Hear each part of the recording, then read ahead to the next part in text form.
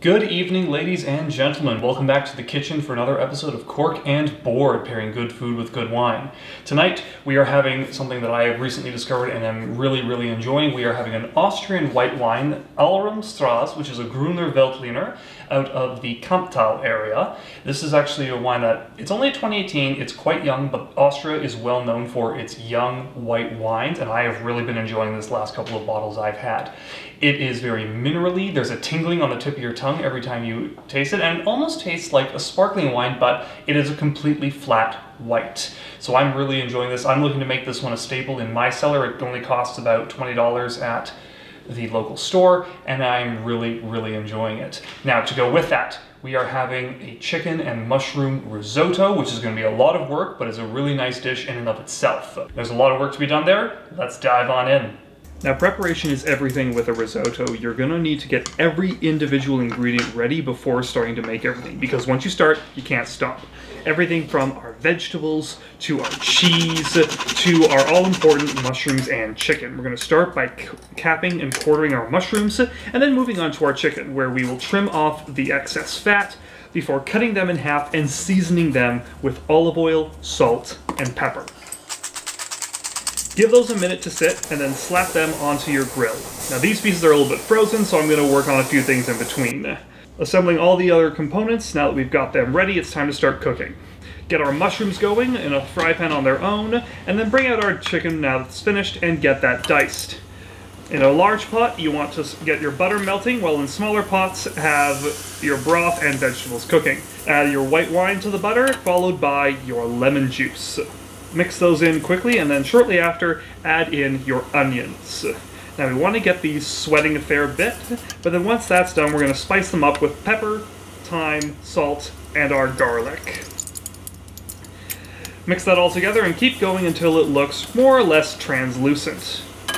Broth looks about done, so it's time to get started on the main ingredient. We're going to add all of our rice, about 3 cups of it, into our material.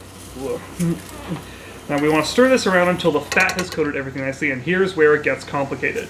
Scoop by scoop, we are going to take the broth and mix it in to our rice, and only once the last one is almost completely absorbed do we want to get the next one.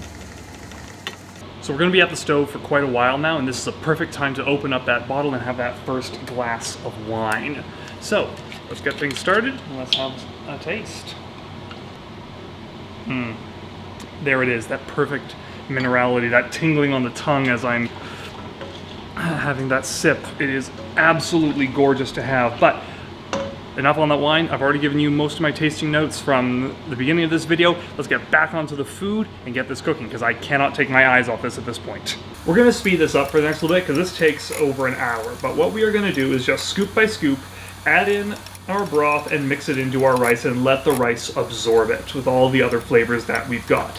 You'll have a little bit of time in between each go to add things like your vegetables. Now, one of those goes, you see all that excess juice we have from our mushrooms?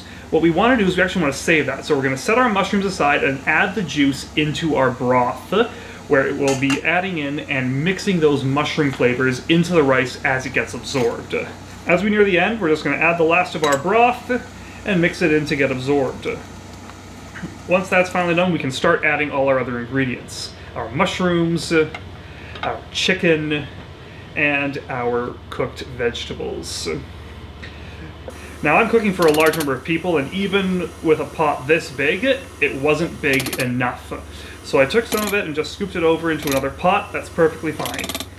Once everything else is mixed, the last thing we want to do is add in our Parmesan cheese. Now, a little trick I like to do when I'm plating. Take an egg frame like this one and just scoop your risotto into it. What's going to happen is that as it congeals and this cheese starts to bind everything, it's going to form a nice solid structure, and after leaving it for only a couple of seconds to cool on the plate, you can take this off and you have a respectable tower of risotto.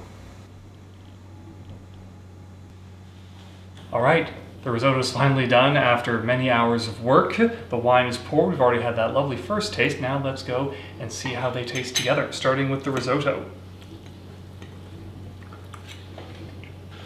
Wonderful. Absolutely wonderful.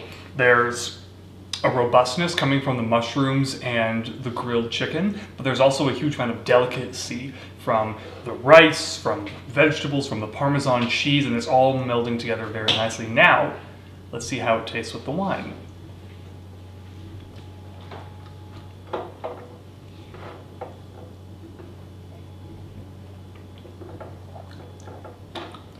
Very interesting. There's a much more fruity aspect to this Austrian white than I originally tasted when I have it with this risotto. There's still that sharpness from the minerality, and it cuts through the flavor in this risotto and just completely cleanses my palate, and I'm still getting the finish from this wine in my mouth as I'm going, and it's very fruity and very sweet in comparison to the risotto on the back end.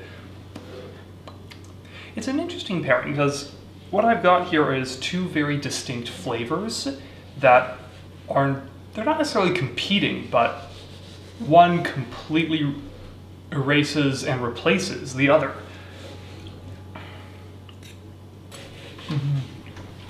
Yeah, and a second bite of the risotto confirms that. There's no more taste of the wine in my mouth, the fruitiness is gone, the finish from the wine is absolutely missing, but I've got all of the excellent flavors from the risotto on my palate, and I'm going to get the same again when I have the wine. It's an interesting pairing. It's a way to make things work, but you know what? I'm really enjoying this. I really enjoy this wine. I really enjoy this dish, and I'm also looking forward to downing the rest of this. Thank you all for coming along and following me as I make this very labor-intensive dish, and don't forget to like, comment, and pour over that subscribe button, and we will see you on the next episode. Take care.